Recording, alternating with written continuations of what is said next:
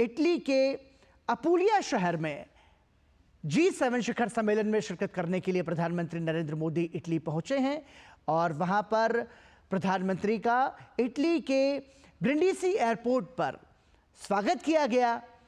और प्रधानमंत्री नरेंद्र मोदी का ये 1 दिवसीय दौरा है।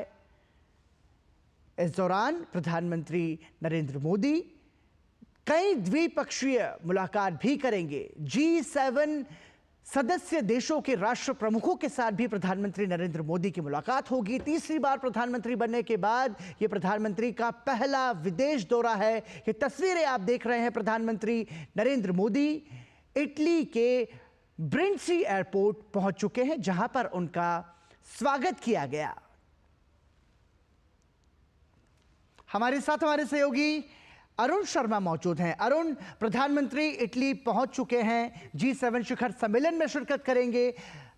किस तरीके के कार्यक्रम होंगे और कितना महत्वपूर्ण है भारत के लिहाज से ये प्रधानमंत्री का दौरा?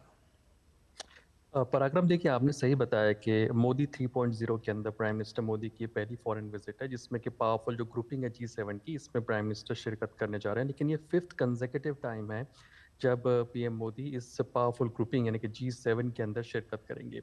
सबसे इम्पोर्टेंट आप इसको इस तरह से समझ सकते हैं कि जो 14 तारीख का जो दिन है वो 2 पार्ट में डिवाइड करके देख सकते हैं। सबसे पहला, मल्टीपल बायलैटरल्स शेड्यूल रहेंगी, क्योंकि हम जानते हैं कि G7 लीडर्स हैं और इसके साइडलाइंस में कई सारी बायलैटरल्स एक्सपेक्टेड है।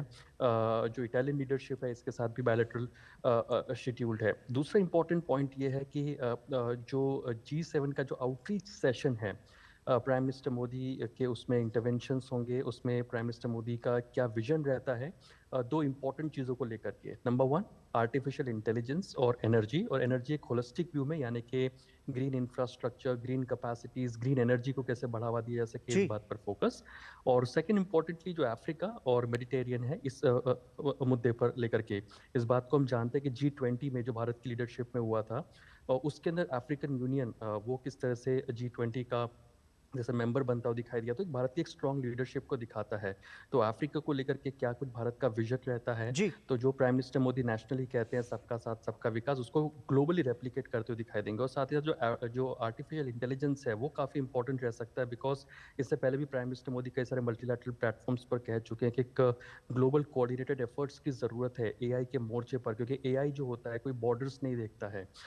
तो एआई के लिए कैसे हम एक कोऑर्डिनेटेड एफर्ट्स बना सकते हैं, तमाम डेवलप्ड इकोनॉमीज और डेवलपिंग इकोनॉमी कैसे एक साथ आ सकती हैं, और टेक्नोलॉजी कैसे डेमोक्रेटाइज हो सके, यानी कि केवल डेवलप्ड कंट्रीज के पास ही टेक्नोलॉजी ना रहे, वो developing countries, under developed countries के पास भी पहुंचे, इस बात पर फोकस रहता हुआ दिखाई देता है। तो जाहिर सी बात है कि पीएम मोदी का विजन क्या रहता है इस G7 के आउटरीच सेशन के अंदर, काफ़ी इंपॉर्टेंट हो जाता है, बिकॉज वर्ल्ड लीडर्स की भी निगाहें होंगी कि आखिर जो डेवलपिंग इकोनॉमी है भारत, जो कि एक लार्जेस्ट डेमोक्रेसी जिसे हम कहते हैं, उसका क्या कुछ विजन है इन तमाम मुद्दों को लेकर के।